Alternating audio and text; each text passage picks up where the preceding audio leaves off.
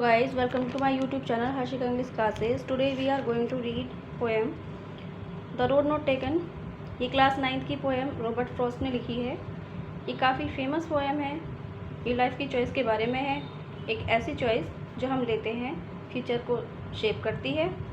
हमारा फ्यूचर इसी चॉइस पर डिपेंड करता है। तो चलिए शुरू करते हैं। Two roads diverged in a yellow wood, and sorry I could not travel both.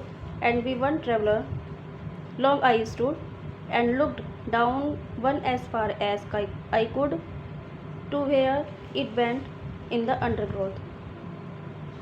मैं अकेला जंगल में ट्रेवल कर रहा था तो एक डाइवर्जन पर आकर रुक जाता हूँ। दो सड़कें पीले जंगल में बट रही थी। पीला जंगल का मतलब है येलो वुड, जिसमें येलो वुड कहा गया है वो इस येलो फॉरेस्ट को कहा गया है, जिसमें पेड़ों के पत्ते पीले पड़ गए हैं, जिससे ये पीला जंगल है। मैं उन दोनों रास्तों पर नहीं चल सकता क्योंकि मैं अकेला था और 2 रोड्स थी। मैं दोनों रोड्स पर नहीं जा सकता था। बहुत देर तक मैं वहाँ डाइवर्जन पर खड़ा रहा और मैंने उन रोड्स को वहाँ तक देखा जहाँ तक मेरी नज़र जा सकती थी, जब तक वे घनी झाड़ियों और पौधों में नहीं मुड़ गई, अंडरग्रोथ में नहीं चली गई। तब तक मैं उनको उस रोड को दोनों रोड्स को देखता रहा।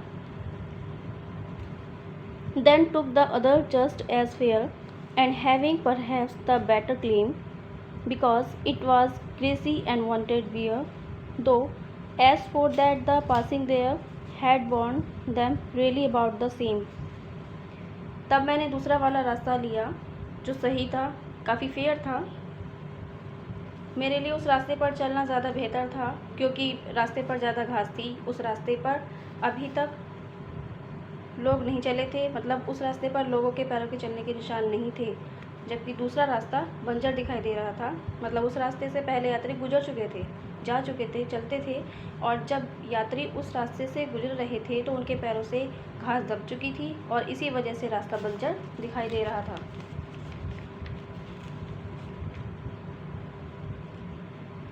And both that morning equally lay in leaves no step had trodden black.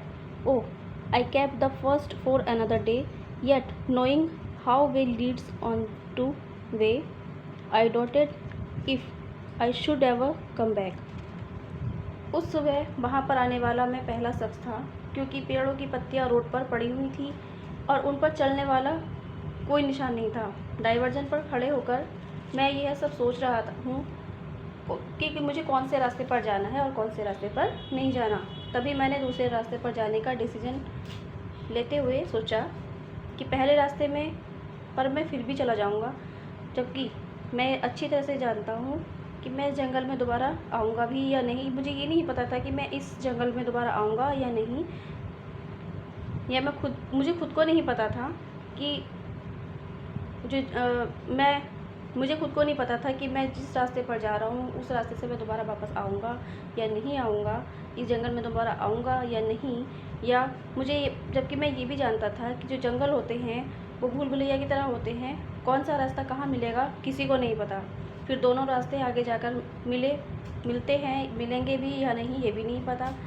मतलब कि एक बार कोई रास्ता चुन लेने पर, यानी कि हम जब पहला कोई ऑप्शन सेलेक्ट कर लेते हैं तब हम दोबारा उस जगह पर पहुंच पाएंगे या नहीं ये कोई नहीं जानता।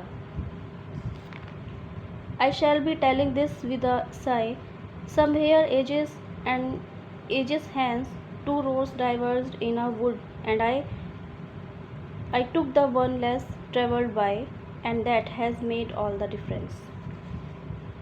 भविष्य में यानी कि फ्यूचर में मैं एक लंबी सांस छोड़ते हुए कहूँगा कि मेरा जो डिसीजन था दूसरे रास्ते पर चलने का वो बिल्कुल सही था, वो बहुत अच्छा था, बहुत इजी था, बल्कि यह बहुत कठिन था।